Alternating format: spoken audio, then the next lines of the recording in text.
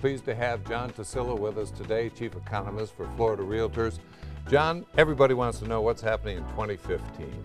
Well, I think, Kurt, we start by what happened in 2014. I think 2014 was a marvelous year. I mean, for real estate in Florida, we saw all the statistics going in the right direction. More importantly, the kind of rapid recovery we came through in 12 and 13 settled down, and the market is in a sustainable niche right now. Sales are going up, prices are going up, but they're not going up by so much that we have to be worried about it. Inventory is a little thin, but still roughly in the balance mode. So 2014 was actually a really good year for real estate in Florida.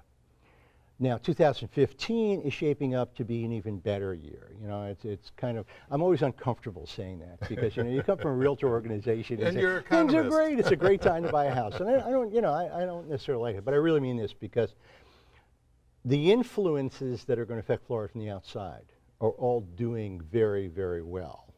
Such as? We'll see strong GDP growth, inflation will be down, interest rates will remain low. We're going to get a break on oil prices through most of the year. So the environment, the national economy environment, is going to be very good for Florida. The stock market's up, and when the stock market's up, people look south. When the portfolios go south, they look north, but when the portfolios go north, they look south. So we're getting a lot of people coming into Florida now looking for homes. So all these things are shaping up to be really a good environment. And then you've got some wild cards thrown in there, like the expansion of the Panama Canal, which is going to have a tremendously positive impact on trade. Absolutely. I mean, Tampa, Miami, Jacksonville, you're going to see the port cities really expand, and that's going to be good for the Florida economy. So when you put all that together, we're looking for a very, very strong year for job growth in Florida, for real estate growth in Florida, both in terms of sales and prices. We're looking for interest rates to remain low. We're looking for population to increase. And generally, it's going to be a very positive year for Florida, both for the economy and the housing market. John, when you talk about the market recovering, you're talking about housing prices going up. I'm talking about housing prices, yeah. I mean, as far as the world is concerned, we've got, well, measured inflation is very low. Right. People who go to the supermarket don't think that way because food prices have been up rather dramatically. There's a drought in California. There's all sorts of things going on.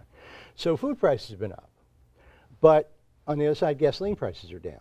Mm-hmm. So the cost of living for the average household is moderating now. It's been a big tax cut, in effect, with the lower gasoline prices. That's precisely what it's been.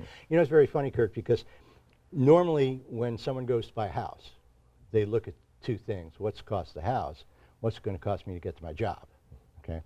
And they balance those two things. Sometimes you say, well, I really don't want to pay a lot of commuting costs in both time and money. So what I'm going to do is buy a smaller house closer to my job. Some people say, I really want as much house as I can get, and I don't care how long it takes me to commute. Well, what happens when gas prices go down is that folks now are able to buy larger houses a little bit more remote from employment centers because the commuting costs have gone down. Sprawl, you're talking Sprawl. About. Okay. So one of the things that's going to happen now is we're going to see people interested in houses that are a little bit farther from the employment centers in the state because then the commuting costs are not as burdensome. And this is another aspect of falling gasoline prices that will affect the real estate market.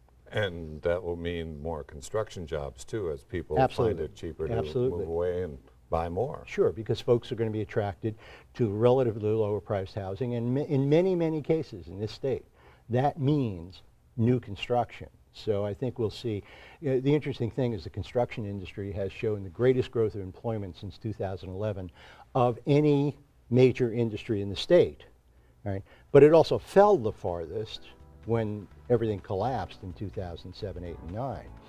But construction activity is up, construction jobs are up, and of course those workers have to live somewhere too. So I mean, we're talking about more housing demand being generated by more jobs, and in turn, new houses being created. It's all good. John Tuccillo, Chief Economist, Florida Realtors, thanks for being here. Thank you, Kurt.